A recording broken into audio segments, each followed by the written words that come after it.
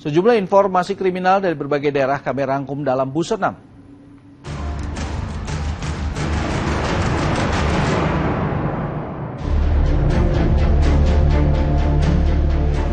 Seorang pria diduga nekat melompat dari atas flyover Pondok Bambu di Jalan Basuki Rahmat, Durensawit, Jakarta Timur, Selasa sore. Akibat jatuh dari ketinggian 10 meter, pria tersebut mengalami patah tulang pada bagian pinggang. Petugas medis yang tiba di lokasi langsung memberikan pertolongan pertama kepada korban dan membawanya ke rumah sakit untuk mendapatkan penanganan lebih lanjut. Belum diketahui motif pria ini nekat melompat dari flyover dan kasus ini tengah diselidiki aparat Polsek Durensawit, Jakarta Timur.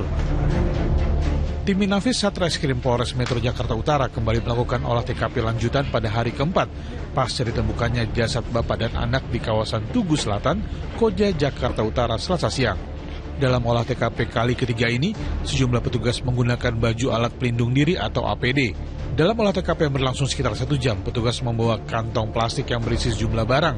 Olah TKP untuk kesekian kalinya ini dilakukan untuk mencari lebih banyak bukti sebagai petunjuk untuk dianalisa.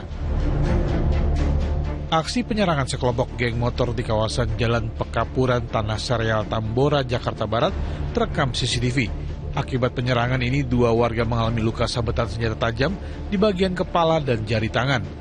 Berbekal rekaman kamera pengawas CCTV inilah, polisi melakukan penangkapan terhadap para pelaku. 2 dari 8 anggota geng motor tersebut akhirnya dibekuk aparat Polsek Tambora.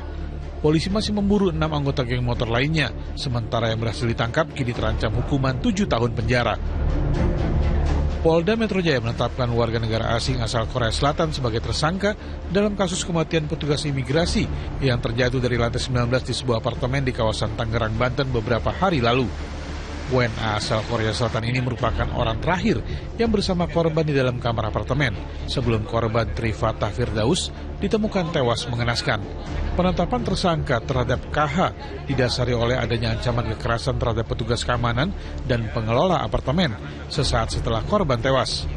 Untuk kepentingan penyidikan, tersangka kini mendekam di tahanan Polda Metro Jaya dan dijerat dengan pasal 369 KUHP tentang pengancaman dengan ancaman hukuman 4 tahun penjara.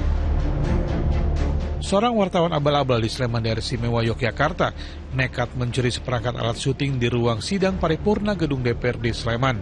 Pelaku berinisial BAM, pria berusia 37 tahun, akhirnya diringkus Satreskrim Polresta Sleman. Humas dan Protokol DPRD Sleman baru menyadari kamera genggam atau camcorder di ruang sidang paripurna DPRD hilang setelah melihat ada satu tripod tidak lengkap dengan kameranya. Saat dilakukan pemeriksaan CCTV, ternyata ada orang yang mencurinya. Akibat perbuatannya, pelaku dijerat dengan pasal 362 KUHP tentang pencurian dengan ancaman hukuman 5 tahun penjara. Pelaku pencurian rumah kosong yang sering beraksi di Kabupaten Pangkep, Sulawesi Selatan, akhirnya ditangkap polisi.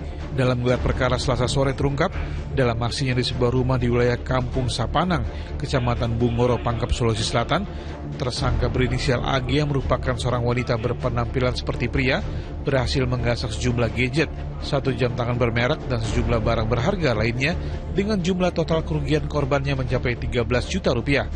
Atas perbuatannya tersangka terancam hukuman 7 tahun penjara.